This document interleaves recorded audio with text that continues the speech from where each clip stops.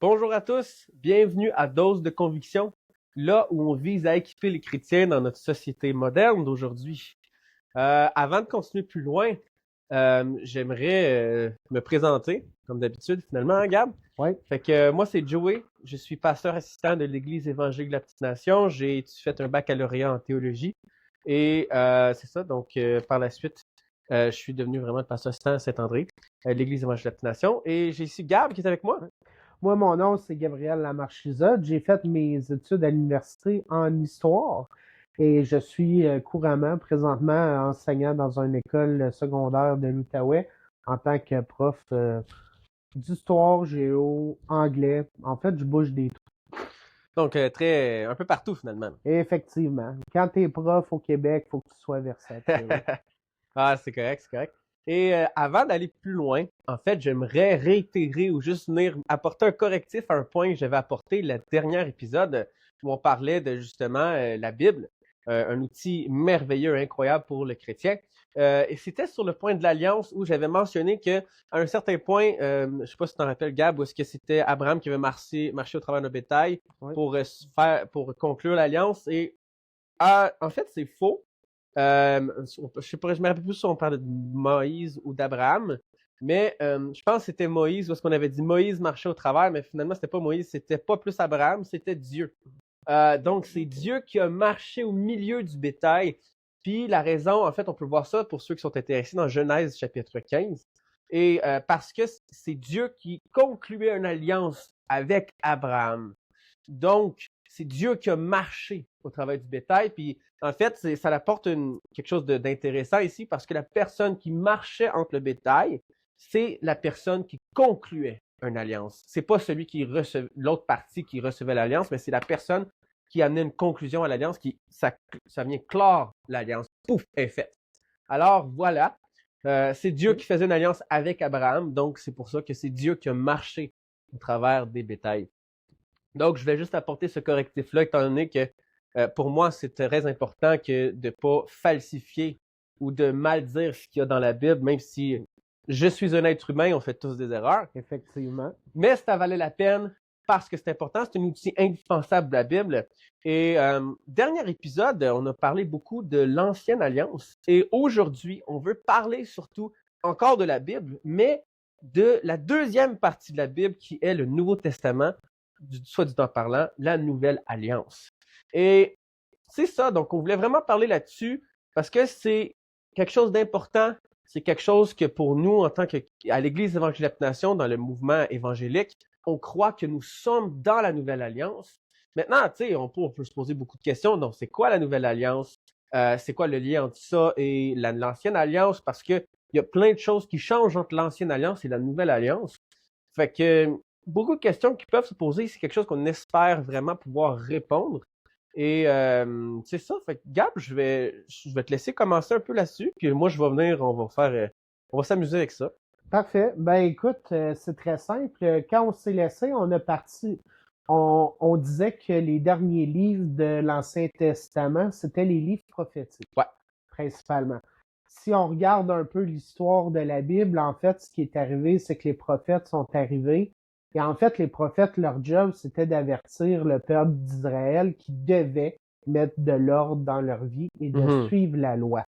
Sans quoi, eh bien, il y aurait malheur arriverait. Et effectivement, le peuple d'Israël a été conquis par les Perses, en fait, les Babyloniens. Et on a eu l'exil. C'est pour ça qu'on voit aussi, surtout dans la fin de l'Ancien Testament, tout l'épisode de l'exil des Israélites à Babylone. Où est-ce qu'on a l'histoire de Daniel et d'autres chrétiens qui sont là, puis ils doivent préparer, en fait, leur retour éventuellement en Israël, mais pas de suite, parce qu'ils sont punis. Ils ont été punis pour Ils ont été exilés dans le Ils ont fond. Là. été exilés parce qu'ils n'ont pas respecté les lois de Dieu et Dieu tout court. Ils sont rentrés dans le péché. Le Nouveau Testament, eh bien, nous amène en fait au retour d'Israël d'exil. Fait que Donc le retour en Israël. C'est ça, le retour en Israël. Donc, ils sont revenus à Jérusalem. Le temple a été reconstruit. Israël reprend en fait son économie, sa politique. Tout va bien un peu dans le meilleur des mondes.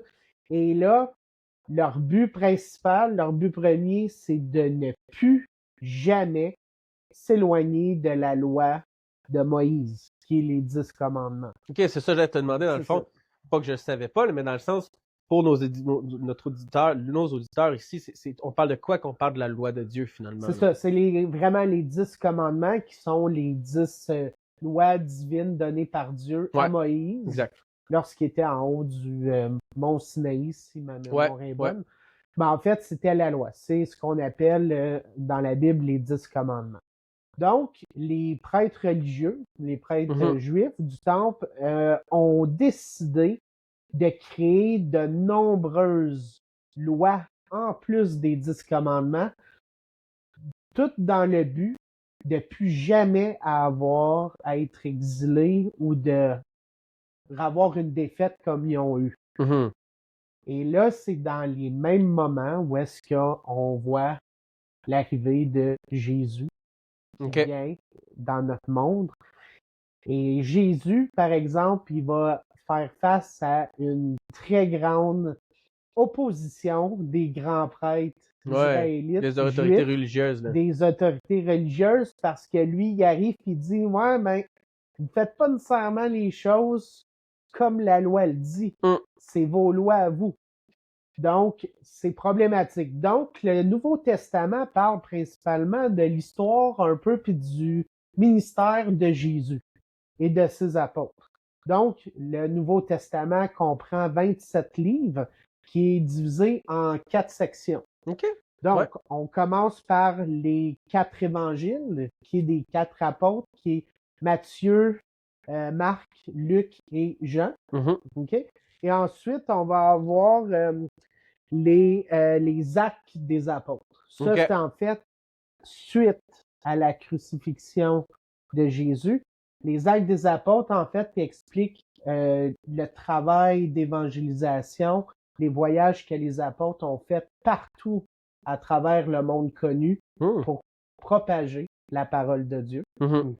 Et ensuite, la 3e section du Nouveau Testament, on parle des lettres ou épîtres, où est-ce qu'on retrouve les lettres de Paul, qui étaient des lettres que l'apôtre Paul, en fait, a écrites à toutes les grandes villes du monde antique autour du bassin méditerranéen, aux grandes villes, pour, en fait, qu'ils réfléchissent sur leur mode de vie, sur leur foi, et en fait, comment que, en fait, c'est quoi être un chrétien, et de s'éloigner, en fait, des dieux païens, des pratiques païennes de l'époque. Surtout quand tu es dans une grande ville très, très commerçante, comme Corinthe en est un excellent exemple. Un très bon exemple.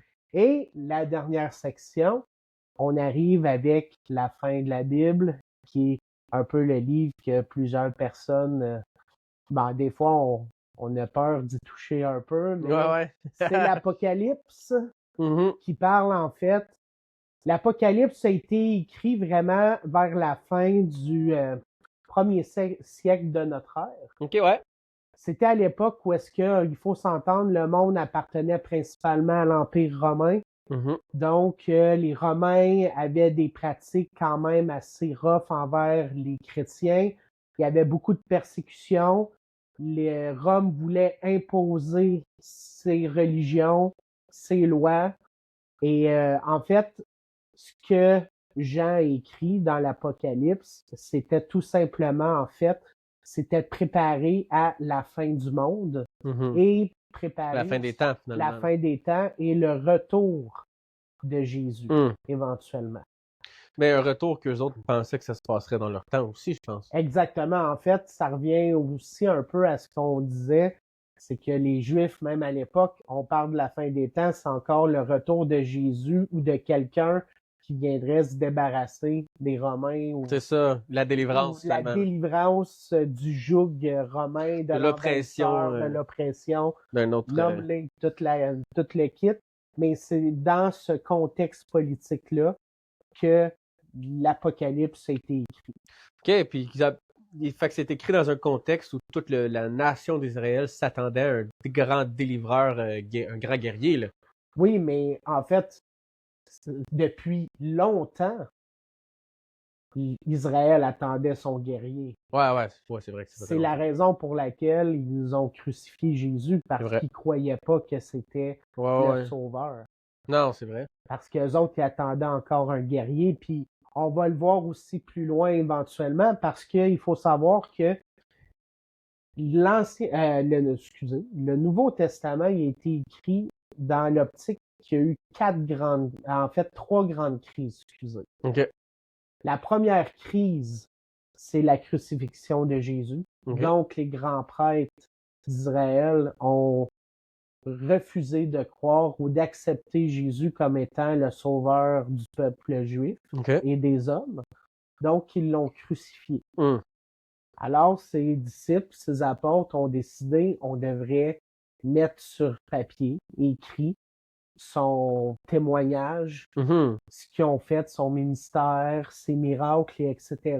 Et c'est là qu'on a les 4 évangiles. Où OK. est-ce qu'on a eu l'écriture des 4 évangiles.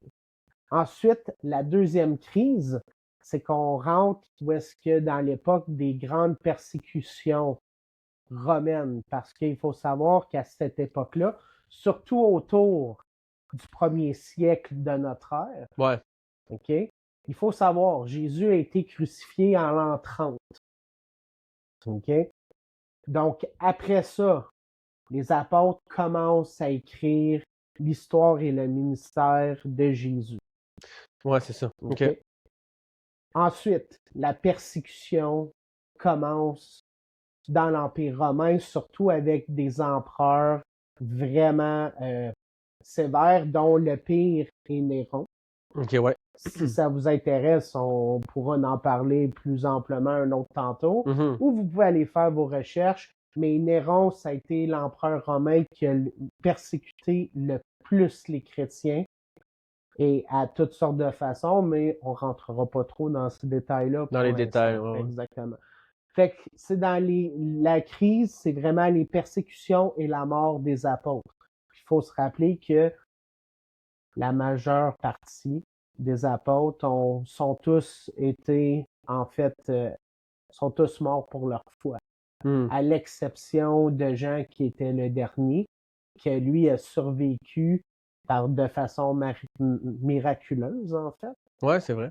Mais que quand même l'Empire romain ont exilé sur l'île de Patmos Mhm. jusqu'à sa mort. C'est là qu'il a écrit l'Apocalypse, je pense. Exactement. C'est pendant qu'il était exilé qu'il a écrit le livre de l'Apocalypse. Ouais, c'est ça qui a écrit ça, là. Ouais. Et quand même, fait que là, t'as fait la première, deuxième crise, je pense. Ouais. Mais ça, quand même, dans les crises où je peux attendre peut-être si tu veux, là, avant que tu puisses dire la troisième avant de faire ma question, là. Mais dans les crises, c'est-tu ça qui a poussé à écrire les évangiles ou dans la nouvelle alliance, si on veut, ou c'est vraiment, genre dans le sens que est-ce que le Nouveau Testament, en quelque sorte, va être un résultat des crises? Ou est-ce que c'est quelque chose que là, c'était déjà en marche, en branle d'écrire ces livres-là? Ben, c'était déjà en marche d'écrire, mais les crises ont vraiment poussé les apôtres et ceux qui ont écrit. Parce qu'il y en a qui disent que ce sont les apôtres eux-mêmes qui ont écrit les livres, OK. dont on sait avec certitude que c'est Matthieu qui écrit son livre. Ouais. Parce que Matthieu était quand même un érudit, il était quand même éduqué, il a passé sa vie à écrire l'histoire de Jésus. Mais en fait, c'est qu'après la crucifixion, ils ont trouvé que c'était important d'écrire ce que Jésus avait fait, pourquoi il était venu, la mission, et etc. Etc. OK. Puis après ça, ben, l'histoire, c'est par écrit, parce qu'ils savaient que leur temps était compté éventuellement. Ouais.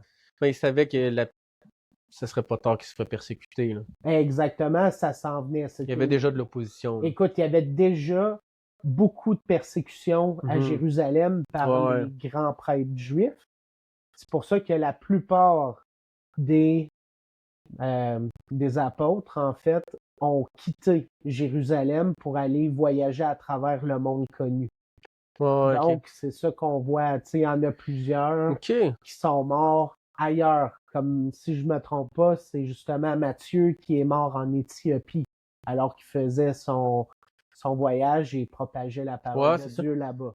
C'est intéressant parce que c'est justement quelque chose qu'on voit très différent dans l'Ancien Testament puis le Nouveau Testament. Dans l'Ancien Testament, c'est aussi venez voir. C'est ça. Dans le Nouveau Testament, c'est on y va. Exactement. Donc, tu vois qu'il y en a beaucoup, dont les apôtres, sortent de Jérusalem et propagent le message ailleurs, un peu ce que Jésus faisait. Exactement, oui. Fait que c'est ça, puis si on prend Pierre Ouais. et Paul, les deux ont propagé et ont créé des églises à Rome. Ouais. Mais effectivement, sont mal tombés parce que c'était à l'époque de Néron et du grand incendie de Rome. Donc, Néron les a fait exécuter les deux. Paul étant un citoyen romain, ça a bien été. Mais en fait, il s'est fait décapiter. Mais Pierre a été crucifié. OK. Malheureusement. C'est Pierre qui est crucifié à l'envers, je pense. Effectivement, parce que Pierre ne se sentait pas digne d'être crucifié comme son maître Jésus, donc il a demandé d'être crucifié à l'envers. Mais en fait, les apôtres, pour la plupart, ont tous eu des morts qui sont un peu atroces. Là. Ouais. Et effectivement, à part, comme je dis, celle de Jean, c'est le seul qui a pu s'en sauver. Ouais. Et qu'il a été condamné à l'exil jusqu'à la fin de ses jours. Quand même. Hein. C'est ça. Fait que ça, et la troisième crise, ouais. eh bien, c'était la grande révolte juive d'Israël de 66 à 73 de notre ère, où est-ce que l'Empire romain n'a pas eu autre choix que rentrer en Israël et de ravager le pays. Jérusalem a tombé, le temple a été brûlé, incendié, et ça a été une guerre et beaucoup de personnes ont perdu la vie. Ouais, hein. Donc, c'était vraiment une catastrophe. C'est une grosse guerre. Une grosse guerre, une catastrophe pour le peuple juif et Israël, littéralement. Ouais. Donc, encore une fois, le temple de Dieu a été détruit pour une deuxième fois, ce qui a donné vraiment un gros coup pour le peuple juif. Ouais, puis on s'entend que c'était aussi pour la nation d'Israël, le temple était sacré, là. Exactement. C'était une grande chose. Puis tu sais, nous, on le voit ici que, tu sais, on parle de transition de l'Ancienne Alliance à la Nouvelle Alliance, de l'Ancien Testament au Nouveau Testament, mais tu sais, il n'en reste pas moins que pour les Juifs, la transition, c'est pas rapide à se faire, là. Non. C'est quelque chose qui prend beaucoup de temps parce qu'il y avait des valeurs qui ont été établies. Écoute, depuis qu'ils sont nés, ils se font dire telle affaire, puis là, Jésus vient, tout change. C'est ça. L'ancienne alliance est plus là, c'est la nouvelle alliance. Le rideau est déchiré quand Jésus est mort aussi, puis quand tout a tremblé, le rideau a déchiré, puis 3 jours plus tard, Jésus est ressuscité. C'est ça. Ou c'est-tu attends, je me trompe, c'est-tu à la résurrection que le rideau Non, c'est quand il est mort. Jésus dit, oui. Voici, il parle à Dieu, puis là, le rideau, il brise en deux, le rideau du temple, oui. Puis il y a un grand tremblement de terre, puis Jésus donne son dernier souffle. Puis là, Jésus, après ça, 3 jours plus tard, va ressusciter, et on a l'histoire dans la Bible de ça aussi. Mais on voit qu'il y a une transition qui se fait tranquillement, pas vite, un peu, si on veut, de l'Ancienne Alliance à la Nouvelle Alliance. Pourquoi? Pas parce que l'Ancienne Alliance abolit complètement, que la Nouvelle Alliance abolit complètement la Nouvelle Alliance, mais parce que la Nouvelle Alliance vient accomplir certaines choses de l'Ancienne Alliance. On parlait des 10 commandements, on a parlé un peu tantôt, où est-ce que c'était la loi de Dieu, puis il fallait être rigoureux, il fallait la suivre. Mais pour tous ceux qui ont lu un peu plus l'Ancien Testament, on voit que c'était sacrifice après sacrifice, il y avait des rituels qu'il fallait suivre pour être pardonné de ses péchés, pour être purifié de ses péchés, puis pouvoir, dans le fond, renouer la relation avec Dieu. Puis, dans la Nouvelle Alliance, on voit que, mais Jésus est mort pour nos péchés. Puis, un sacrifice que Jésus avait le droit de dire, je le fais pas finalement. Mais par amour pour l'humanité, pour ses enfants, parce qu'on est la création de Dieu finalement aussi. Mais par amour pour la création, Jésus a donné sa vie pareil, ressuscité le 3e jour. Jésus, c'était pas un sacrifice qui valait rien. Là. Non, ça valait plus que si toi tu meurs demain là, puis tu fais la même crucifixion que Jésus, là, ton sacrifice vaut pas autant que Jésus. Absolument pas. Ou moi non plus. Oui. Fait que Jésus reflétait ce qu'on appelle l'agneau pur et sans tache. Dans cet aspect-là, c'est que quand un juif faisait un sacrifice pour être expié de ses péchés, si on veut, pour être pardonné de ses péchés, il fallait que ce soit un agneau qui n'a pas de tache, dans le fond, qui physiquement est parfait, là. Pas handicapé, pas rien, pas malformation, mais parfait, complètement blanc. C'est ça. Parfait, là. Et lui, il y avait toutes sortes d'affaires qui se passaient avec ça aussi pour justement l'amener sur l'autel et le sacrifier finalement. Et Jésus a vécu une vie parfaite. Jésus a amené jusqu'au bout et on l'appelle l'agneau pur et sans tache aussi parce que Jésus a payé le prix. Un prix que même moi, ça vaut. En fait, il aurait fallu que je donne ma vie. Jésus a donné sa vie, puis moi, il a fait plus que ce que moi, si moi je donne ma vie, je pourrais faire. Mais je pense que c'est important de rajouter que quand on dit que Jésus est l'agneau pur et sans tache, c'est que Jésus n'a jamais péché. Exactement. Il n'a jamais péché. Ça revient un peu à ce que tu disais, pourquoi que même nous, si on donnerait nos vies, ça serait pas nécessairement la même chose parce que je veux pas en tant qu'être humain, on est pécheur. Exactement. Exactement. Fait que ça, on peut pas se comparer à Jésus. Le plus que je vis, le plus que je pêche. Le plus que je commets des choses que j'aimerais pas commettre. Fait qu'on voit ici qu'il y a une transaction, pas une transaction, wow, une transition, transition de l'ancienne alliance à la nouvelle alliance, puis c'est par Jésus que ça se passe. La nouvelle alliance est différente, puis pour les Juifs, c'est complètement aux antipodes de l'ancienne et la nouvelle alliance, mais à l'étudier aujourd'hui, on voit que Jésus est venu compléter, est venu accomplir des choses de l'ancienne alliance, des prophéties, des choses. Puis c'est pas que les 10 commandements ne s'appliquent plus à nous aujourd'hui, c'est juste que si on pêche, on n'est plus condamné parce qu'on reconnaît que Jésus est mort pour mes péchés. Donc voilà la grande différence de l'ancienne alliance à la nouvelle alliance. C'est vraiment l'alliance, ce qui rajoute quelque chose de complètement différent à la nouvelle alliance, c'est que regarde, ça veut pas dire que c'est free for all, je vais pécher comme je veux, puis Jésus, là, il m'a tout pardonné. Non, c'est pas de prendre pour acquis ce que Jésus a fait pour nous, pour toi, pour moi.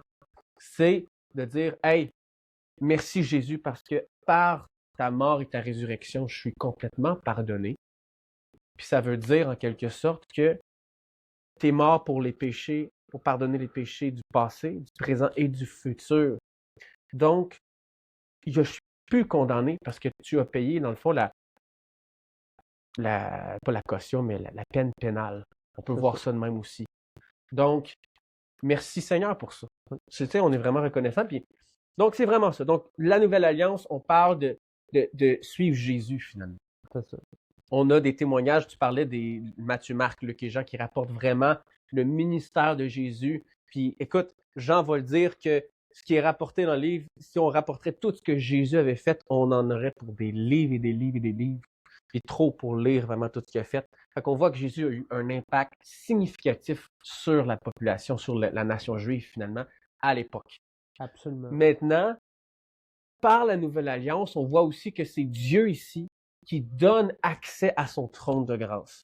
Donc, c'est Dieu qui par le sacrifice de Jésus-Christ à la croix, Dieu nous voit sous l'aspect de Jésus. C'est comme si on prend un télescope, là, puis que maintenant Dieu regarde au travers du télescope, puis il nous regarde, mais il nous voit au travers du télescope. Donc, le télescope, c'est comme si c'est Jésus. Donc, il nous voit au travers de Jésus. Donc, on s'entend que le télescope ici, tu vois beaucoup plus loin, tu peux voir la lune, les étoiles avec ça. Mais c'est aussi que, en fait, avec Jésus ici, c'est que Dieu nous voit au travers de Jésus, donc pardonné, racheté, sans péché finalement, parce que Jésus a payé le prix. Le salut, par exemple, ça ne veut pas dire, entre moi et toi, Gab, ça ne veut pas dire qu'on est parfait. Non, nous, on est chrétiens, on est chrétiens, on croit en Jésus-Christ, mais ça ne veut pas dire qu'on est parfait. Non, personne n'est parfait, en fait, puis c'est pour ça que Jésus et sa parole est tellement importante. C'est pour ça que la Bible... Si on a parlé des apôtres il n'y a pas très longtemps, c'est ce que j'ai dit, mais un des meilleurs exemples, c'est Pierre. Pierre était un homme, tout ce qu'il y avait de plus normal, un juif peut-être, sauf que, on se rappelle, Pierre a dit à Jésus, jamais je vais pécher contre toi et jamais je vais te renier. Puis il l'a renié 3 fois. Ouais. la leçon de Pierre, c'est de savoir que c'est pas parce qu'on pêche puis qu'on fait des erreurs Ouais, que Dieu nous aime plus après, que exact. Jésus. Et Qui nous ensuite, renie finalement. Là. qui nous renie. Non. Jésus, il sait qu'en tant qu'humain, on va faire des erreurs, on va pécher. Ouais, Ce qu'il veut, c'est notre cœur. exact. Puis quand on a une transformation au niveau de notre cœur, on est prêt à vivre et à mourir pour lui. C'est vrai. Puis tu sais, je trouve ça tout le temps intéressant parce que quand tu regardes, même moi, quand je regarde du monde, des évangélistes ou des prédicateurs qui vont prêcher la parole dans des campus universitaires, Ouais. ils disent tout le temps, il n'y a jamais personne qui va perdre sa vie pour un mensonge. C'est vrai. Ce qui veut dire que tu as 12 hommes Ouais. qui ont souffert, qui ont été martyrisés. Écoute, les martyrs que les apôtres ont vécus, parce qu'ils ont dit c'est la vérité. Ils n'ont pas menti, ce n'est pas des Puis c'était des mensonges. témoins oculaires, c'est dans le sens qu'eux autres, ils ont vu Jésus, là. C'est ça. Ils l'ont vu œuvrer, ils ont vu tout. Exact. Fait que, tu sais, s'il y a bien... Nous, aujourd'hui, on y croit, puis on... Écoute, il y a tellement, pas juste de l'information pour dire que c'est 100% vrai, mais on l'a vu, puis tu l'as dit dans les premiers épisodes, que les faits historiques sont là pour venir... Comment t'avais dit ça? Ben, en fait, les faits historiques et même l'archéologie, ils C'est viennent ça. en fait prouver plusieurs aspects de la Bible, comme quoi que la Bible, ce qui est inscrit dedans, est C'est réel. vrai, est réel et que ça s'est produit. C'est ça. Donc, tu sais, puis pour moi, c'est la vérité. Puis je le sais que ça fait pas l'affaire de tout le monde. Non, Mais pour effectivement. moi, c'est la vérité. Fait que quand je ressors un passage biblique, puis je dis, OK, j'aimerais vraiment ça, voir ça appliqué à ma vie, puis de le voir, que Dieu puisse me révéler un peu plus profondément tout ce que ça commence à s'appliquer à ma vie. Puis, dans la Nouvelle Alliance, on voit que tout passe par Jésus, C'est ça. Jésus-Christ, et que les chrétiens font pas exception, on n'est pas plus parfait qu'un autre, mais ce qui change chez nous, ce qui est différent, c'est que tout ce qu'on le fait pour Jésus. C'est ça. On le fait pour lui qui a tout donné pour nous. Fait que ça veut pas dire qu'en faisant ça, on atteint le standard de Dieu. On va jamais, chrétien, pas chrétien, jamais est-ce qu'on va être capable d'atteindre le standard de Dieu. C'est ça. Impossible, impossible. Mais on est là puis on fait du mieux qu'on peut, sachant que même le mieux qu'on peut, c'est raisonnable. C'est ça. On peut pas faire mieux finalement. Puis c'est pas pour décourager quelqu'un qui commence dans sa foi, mais c'est pour dire, regarde, Jésus fait tellement de bien, je pourrais jamais faire autant de bien à Jésus qui fait autant que le bien qu'il me fait. Jésus m'apporte beaucoup de consolation, guérison, on imite, tu comprends? C'est ça. Maintenant, tu sais, puis en fait, je te pose la question, Gab, tu sais, Jésus, là, l'accès à Jésus, l'accès à Dieu, c'est Jésus qui nous la donne. Oui. On s'entend. Puis c'est Jésus, puis on le voit dans Hébreux 4, chapitre 16. Approchons-nous donc avec assurance du trône de la grâce, afin d'obtenir miséricorde et de trouver grâce pour être secourus dans nos besoins. Puis c'est en fait ce verset qui est utilisé pour dire que c'est Jésus. On parle de s'approcher avec assurance du trône de grâce de Dieu. Puis Jésus, c'est ce qui fait qu'on peut s'approcher du trône de grâce de Dieu. Absolument. Puis là, en s'approchant du trône de grâce de Dieu, ben, il y a le salut. C'est là qu'on vient à dire, Jésus, garde, je t'accepte comme mon Seigneur et Sauveur. J'accepte et je crois, puis je le proclame de mes lèvres que tu es mort et ressuscité pour moi. C'est ça. Parce que la foi est personnelle aussi. Mais il y a quand même des standards qu'on voit dans l'Ancienne Alliance, puis dans la Nouvelle Alliance, puis on parle de standards pareils, parce qu'un chrétien, on va se le dire, il y a quand même un certain standard de vie où est-ce que, tu sais, il va faire des efforts pour se modeler à comment que Jésus a vécu sa vie. Mhm. Donc, tu sais, qu'est-ce qui te pousse, dans le fond, Gab, à vouloir ressembler à Jésus, même si tu sais pleinement que tu ne seras pas On sera jamais capable parfait. d'atteindre, c'est ça, les standards de Dieu, finalement. Ben, en fait, je vais le dire comme ça, j'ai déjà entendu ça il y a plusieurs années passées, en fait. Puis c'est quand même une analogie que je trouve assez intéressante, en fait. C'est que un ancien pasteur que j'ai connu, c'est ce qu'il disait. Il dit, pas connaître Jésus, tu t'arrives au ciel, tu fais face à Dieu, puis Dieu dit, t'es pas peur. automatiquement, parce qu'on est humain. Ouais. Fait qu'on ne te connaît pas. Mais par exemple, le chrétien qui a donné sa vie à Jésus, Hum. le chrétien se présente devant Dieu. Est-ce qu'on est pur? Non. Non, on n'est pas peur, non. Personne l'est. Mais là, tu as Jésus qui est comme attention, votre honneur, c'est moi l'avocat de cet homme, je le connais et je supporte. Hum. En fait, c'est ça, c'est quand même une analogie qui est bonne, en fait. Ben Parce oui. que Jésus, c'est le meilleur avocat que tu peux pas avoir, surtout devant son Père. Ah ouais. Puis c'est par lui, en fait, qu'on est sauvé. Hum. Donc, c'est un peu ça. On le sait qu'on sera jamais parfait.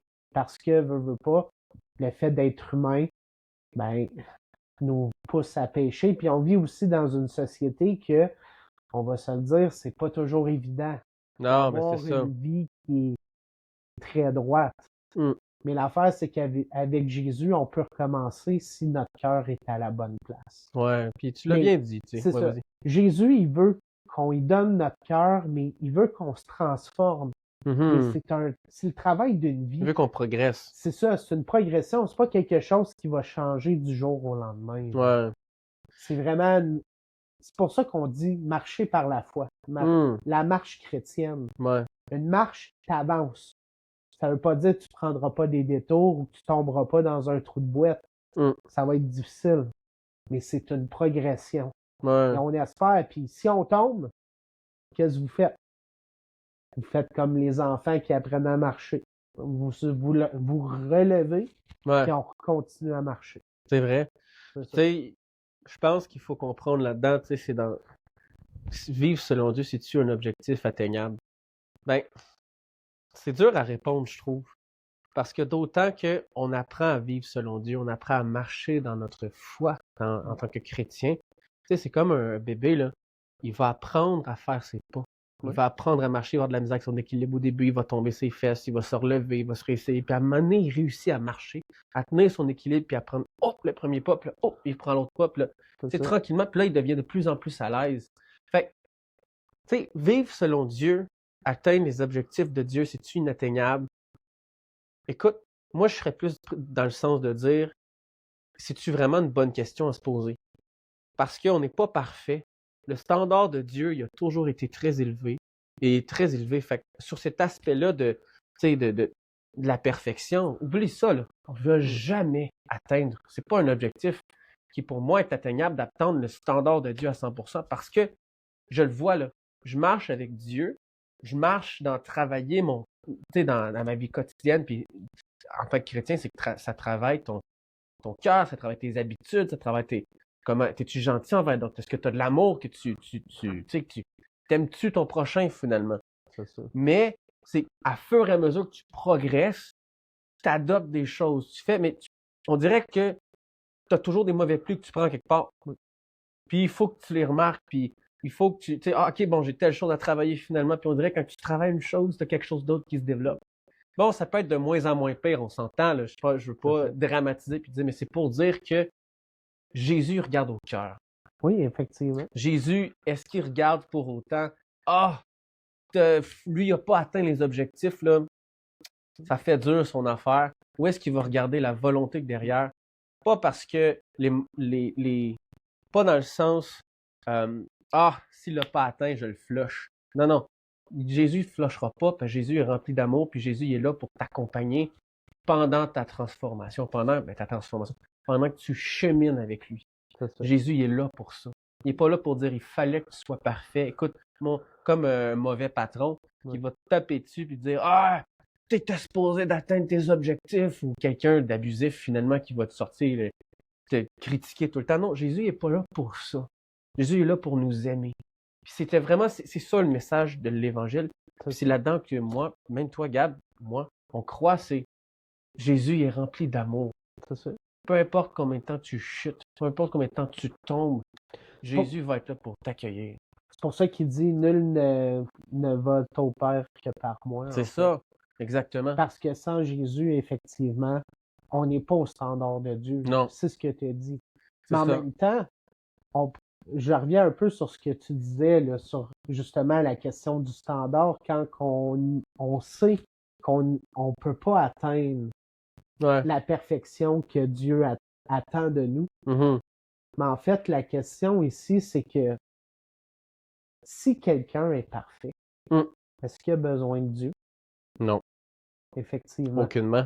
Donc, en fait, c'est normal qu'on Mhm. tombe, qu'on pêche. L'important, c'est de demander pardon et Ouais. recommencer parce que c'est Ben, c'est c'est ça le qui même fait que tu qu'on... chemines. Exactement. C'est ça le cheminement qu'on a à faire. C'est ça, exact. Puis c'est un cheminement important parce que c'est là qu'on est transformé.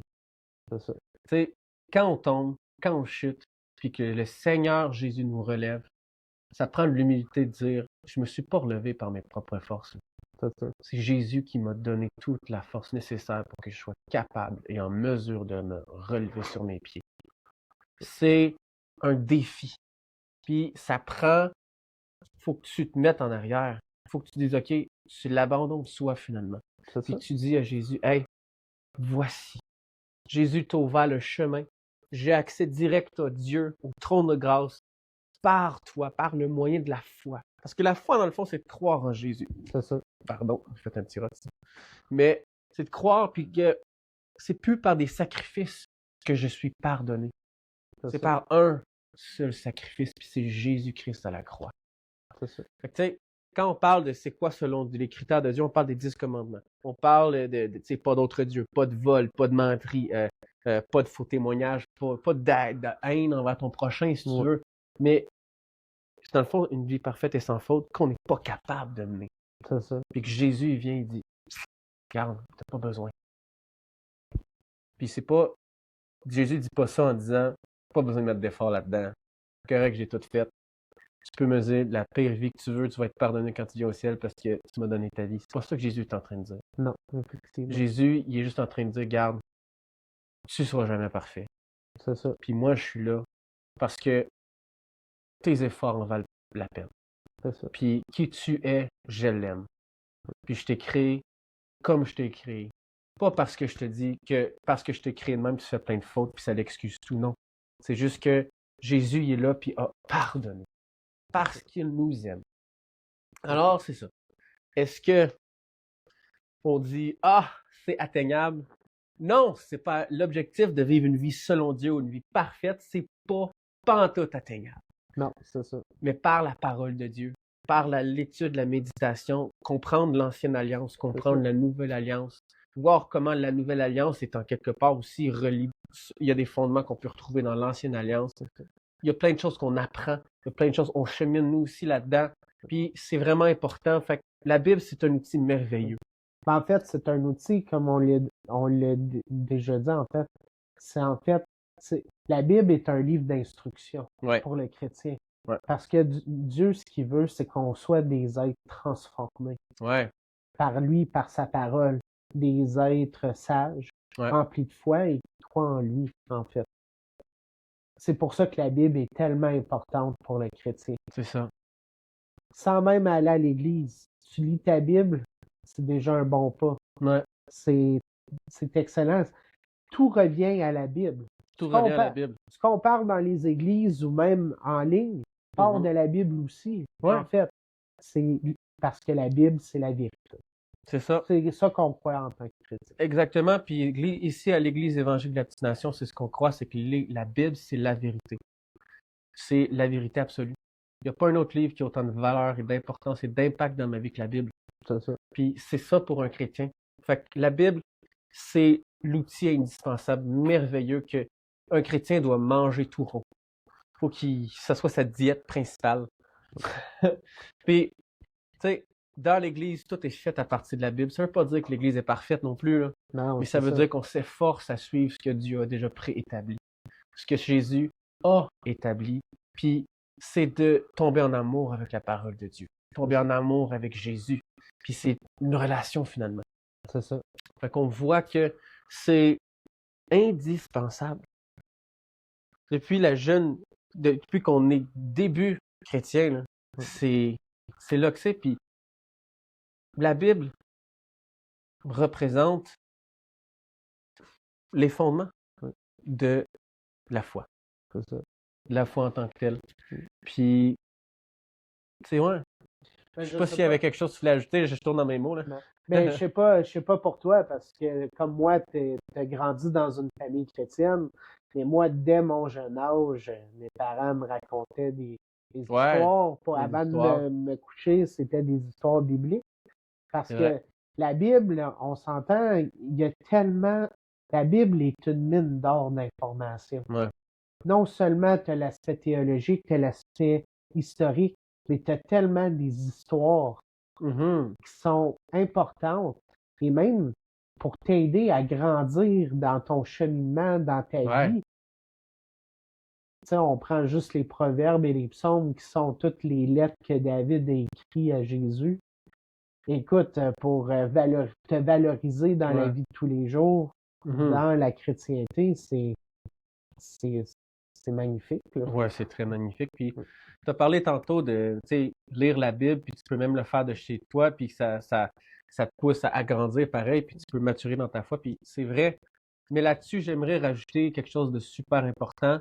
C'est aussi que c'est important d'être entouré de personnes qui savent bien étudier la Bible. Absolument. Parce que nombre de personnes, j'entends, qui disent que la Bible est très incohérente, Oui. que la Bible, il y a plein de fautes dedans, qu'il y a plein de choses qui sont pas vraies dans la Bible, puis moi, je suis pas d'accord avec ça. Puis d'où, c'est une des choses, je pense, qui m'a poussé à vraiment aller en théologie. Théologie, c'est l'étude de Dieu. C'est ça. Théologie. Théo étant Dieu, logie, l'étude. Puis on étudie la Bible. La Bible en tant que telle. Puis mon étude est pas parfaite. Mais je peux aller chercher des choses, puis étudier le contexte, étudier le grec, l'hébreu, puis venir en prendre des leçons qui sont en ligne avec ce que le passage essaie de me dire ici, C'est ça. ou ce que l'auteur du passage dit. Puis c'est très important de pouvoir bien discerner ce que le passage dit, puis pas juste de prendre un passage puis de l'interpréter comme je pense c'est bon dans le français courant d'aujourd'hui. C'est ça. Parce qu'il faut comprendre aussi que la langue en tant que telle a évolué. Et il y a plein de choses qui évoluent, dont la langue, puis les définitions de certains mots vont varier d'un temps à l'autre, d'une époque à l'autre. Donc, tu es en train de dire que c'est pas, la Bible n'a pas d'erreur. C'est des C'est erreurs ça. de traduction. Ben oui, il y a des erreurs de traduction, c'est vrai, parce qu'il y a certains passages que tu regardes dans une Bible, tu regardes dans l'autre, puis il y a une erreur de traduction quelque part, puis tu le sais, fait que là, c'est de retourner creuser un peu plus loin. Ça, c'est très vrai. Oui. Mais il y a l'autre côté aussi, c'est que souvent, on interprète ce qu'on lit face au bagage de tout ce qu'on a vécu. C'est Fait ça. qu'on l'interprète de même, puis là, ça fait une interprétation où tu vois qu'il y a souvent, pour un passage, tu as plusieurs sortes d'interprétations différentes. C'est ça. Mais là, c'est OK, c'est quoi la bonne interprétation à y avoir? Puis c'est là le défi, c'est que tu dois être capable d'en faire une bonne interprétation. Fait que quand on parle de lire la Bible, c'est vraiment, vraiment bien. Puis c'est une bonne première étape, tant qu'à moi. Mais il ne faut pas oublier que les églises, une bonne église, puis je précise une bonne église qui prêche la parole de Dieu, la Bible, sans modifier le message qui s'y trouve dedans. C'est très important d'avoir des personnes à qui on peut se référer pour comprendre ce que tel livre, tel passage dit. C'est super important parce que ce que tu lis là-dedans, ça te forme, ça forge ta foi, ça forme ton caractère, puis les bases de ta foi, c'est super important. Ouais. Super important, tu peux pas passer à côté. Donc, la Bible est super importante, mais peut-être avoir une église locale est également, je trouve, une autre priorité. Parce que c'est une famille en tant que telle. C'est ça. Puis dans une famille, tu as des frères et sœurs, ou des frères, je pense. Oui. Ça s'effrite, ça se travaille, Oui. puis c'est là, depuis qu'on est jeune, puis ça a forgé notre caractère en soi aussi. C'est ça. Puis nos parents nous ont élevés. Mais dans la Bible, dans la foi, c'est Oui. très, très similaire. Ça nous prend des rôles modèles, si on veut. Ça nous prend des personnes qui peuvent nous amener à bien comprendre un passage. Puis ça veut pas dire que... Ça veut aussi dire, à fur et à mesure que tu es capable de bien interpréter puis de comprendre, ça veut aussi dire qu'à un moment donné, oui, tu es bien mature, mais ça veut pas dire que tu connais tout ce que tu dis, c'est la vérité. C'est En ça. tant que chrétien, il faut être capable, puis ça va aussi pour le pasteur, là, pour Oui. celui qui a étudié dans la théologie, d'être capable de prendre des commentaires de part et d'autre, puis d'évoluer dans ton étude de la parole, puis ta compréhension de la parole de Dieu. C'est ça, c'est toujours partir de la base que personne n'est parfait. Exactement. Exactement. On est tout en processus d'apprentissage C'est ça. en tant que chrétien. Ouais. On peut tous faire des erreurs. Oui. C'est Autant important. dans l'interprétation que dans la lecture, que dans Tu sais, on a toutes des opinions, puis il faut faire attention avec ça. Parce que nos opinions, ils viennent d'où? Ben, très souvent, ça vient de ce qu'on a vécu. C'est d'une expérience quelconque. C'est ça. Puis on a tout un bagage, on a toute une manière d'interpréter nos choses. Fait que c'est important. C'est très important. Alors, vraiment, c'est ce qui conclut un peu ce qu'on voulait apporter. Donc, que la Bible, c'est un outil merveilleux. Un outil que tout chrétien devrait aspirer à comprendre davantage, mais à bien le comprendre. Puis ça, c'est un défi même pour moi, qui est pasteur aujourd'hui, même pour mon père, qui est le pasteur principal de l'Église ici, Évangile de la Petite Nation. C'est un défi parce que tu es tout le temps en train d'apprendre. Tu retires des choses différentes à fur et à mesure que tu le lis. Donc, c'est ça. Puis j'ai sorti un verset tantôt. Gab a parlé beaucoup sur l'historicité de la Bible. Puis vous pouvez voir ici, si vous avez d'autres questions, vous pouvez lâcher un commentaire, c'est vraiment correct. On va avec joie le prendre. Et vous pouvez aussi, vous allez trouver dans la description de l'épisode des liens, des versets. On va mettre un peu d'autres versets aussi. Donc, si vous voulez vous aventurer un peu là-dedans, sentez-vous libre, bien à l'aise, vous pouvez aller voir. C'est ça, des liens. Je sais pas si tu voulais ajouter quelque chose. Ben, en fait, non, à part que c'est. T'es mis sur le spot. Ouais, c'est ça. Désolé, je suis un peu. Ah, c'est correct, c'est correct. Ben, c'est correct, Je me mais non, suis, laissé c'était bien, mais c'est important de savoir que la Bible, c'est la base, Oui, effectivement. oui, c'est la base. Puis, un peu pour revenir, c'est important d'avoir d'autres personnes chrétiennes, comme tu as dit, Mhm. juste pour se supporter. Parce que des fois, notre marcher tout seul, c'est long. Ouais. C'est plate, ça peut être difficile. Mais quand on a des amis ou du monde, on est capable de s'encourager entre nous autres. Puis C'est à ça que ça sert, l'Église, Oui. surtout. Je suis vraiment d'accord. Puis ça prend d'autres personnes pour nous pousser dans notre foi aussi, dans notre marche, si on veut. Nous encourager. C'est ça, Ouais. ça nous encourager. Fait Alors, que ça serait ce que j'ai à dire. oui, ben merci beaucoup pour ton apport, Gab. Je t'ai mis sur le spot. Ouais. Mais alors voilà, la Bible, c'est un outil indispensable, un outil merveilleux. Si vous avez des questions, des commentaires, si vous voulez entrer en communication avec nous, tous nos liens et adresses sont aussi en description. Vous pouvez venir nous voir au 378 rue Sainte-Julie-Est à Saint-André-Avelin. Les portes sont ouvertes le dimanche matin pour un service ici à tous les dimanches. Si vous êtes en visite dans la Petite Nation, où nos portes sont ouvertes aussi, merci d'avoir pris le temps d'avoir écouté notre épisode. De ma part, de la part à Gab, merci beaucoup. Si vous avez aimé l'épisode, vous pouvez lâcher un like ou même partager notre épisode ou de vous abonner à l'épisode. Vous allez avoir les notifications quand il y a des nouveaux épisodes qui viennent. C'est ça. Ça nous fait plaisir. Ça nous fait vraiment plaisir. Alors, encore une fois, merci et à la prochaine. À la prochaine.